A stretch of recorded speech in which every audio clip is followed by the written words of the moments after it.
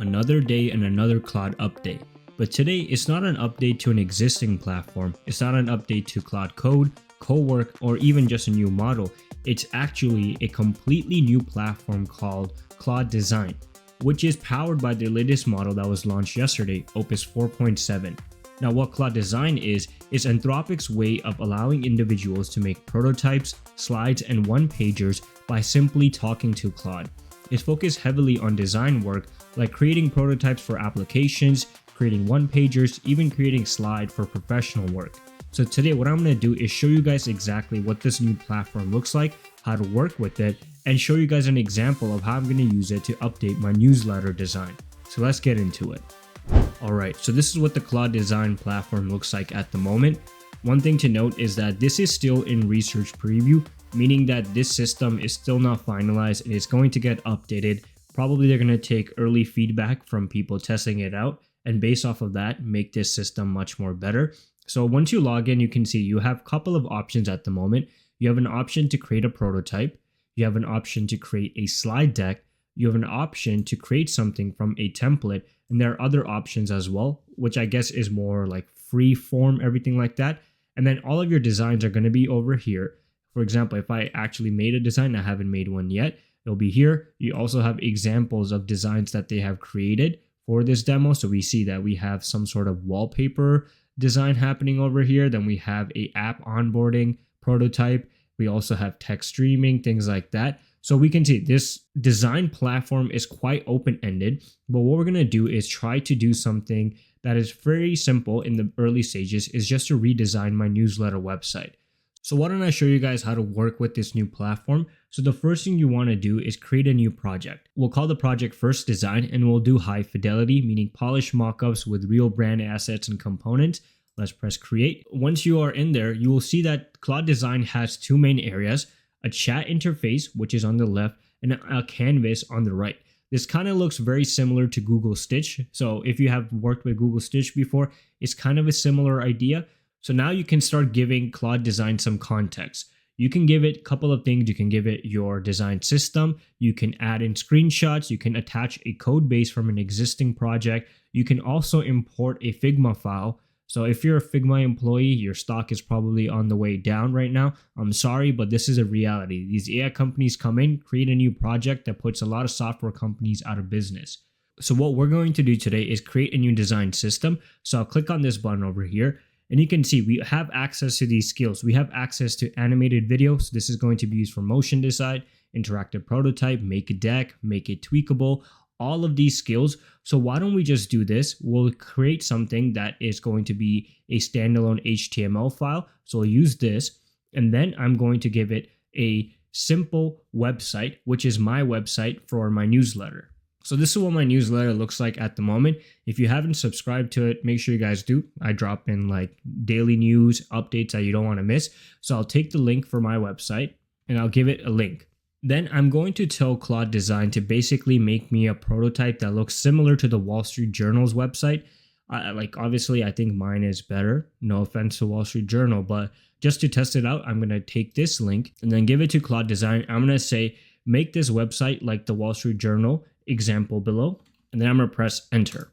So then you can see it's asking me quick questions. So Universe of AI has a broadsheet newspaper. What should the masthead say? Universe of AI. Include a Latin, we'll keep it clean. Color treatment, we'll do pure black and white.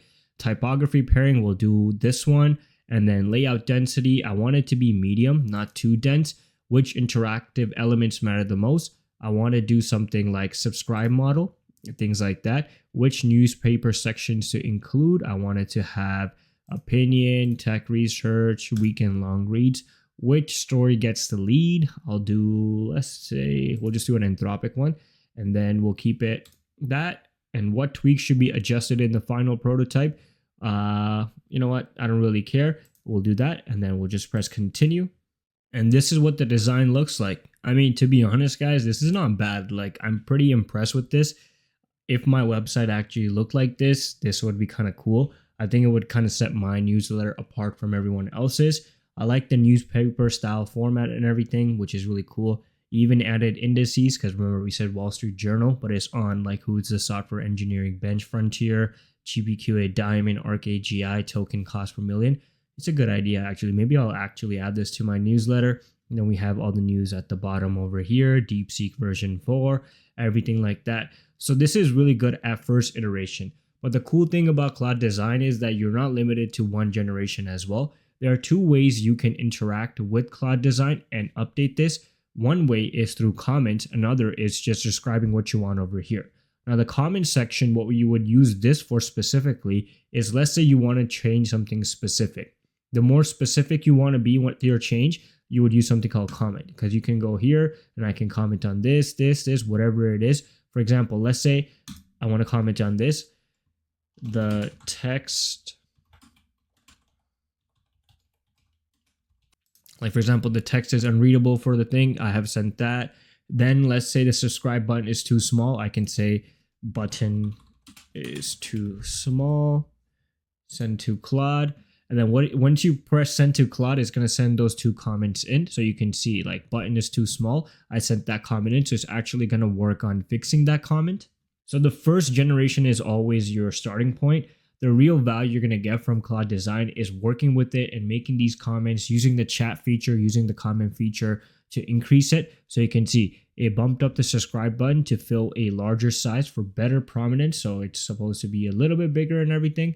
So I haven't sent this comment, but my comments over here, for example, this one, the text is unreadable for the title. I can then send this one to Claude. So you can make all your comments at once, or you can send them as you go.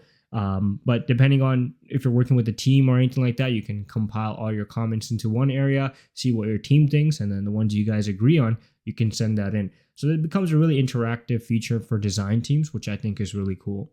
So just to summarize when you should use comments versus the chat feature, if you have anything for a targeted component level change, like fix this button, adjust this spacing, you would use comments, but you would use chat for more structural changes, like adding new sections, maybe aesthetic shifts, like if I wanted to change the color of this, change the theme or anything like that, that would make sense to use a chat versus a comment feature. You can also manage your versions and revisions. Let's say if you want to explore a different version of this, you can tell Claude simply like, okay, say what we have and try a completely different approach, and that will, allow you to manage your versions and everything like that. Another cool feature is the export section. So if we go on the export section, we have a couple of options. You can save it as a zip file. You can export it as a PDF. If you're creating slides, this would make sense. If you're creating a PowerPoint, this would make sense. You can also send it to Canva. So there's some Canva integration over here. You can export as a standalone HTML. But what I think is really useful is that you can hand this off to Claude Code. So when you hand it off to Claude Code, you can beef up the code, you can update it to your specific code base and everything like that. So those features, I think, make this a much more stronger, powerful design tool available in the market. You have a bunch of options. You have Stitch from Google as well. You have, Figma and everything. But I feel like the Anthropic being powered by Opus 4.7, which apparently has the best vision capabilities at the moment out of all the models, you're going to get better results maybe with that. So if I go to my home page, you can see that my first design is saved here. Let's take a look at some of the examples as well. Let's say you wanted to create an app, you wanted to create a simple design system. You can use this prompt to help you, which is create a simple iOS sign-up flow for a bike sharing app and everything like that. It'll do that. Then let's say you want text streaming, you have this prompt over here. So you can also leverage the example feature, everything. Now, one of the companies that I really feel for is Figma specifically. Over this year, we've seen many tools that have come in targeted features that Figma is also offering in the market. And we can see the stock is down 83% in the past year.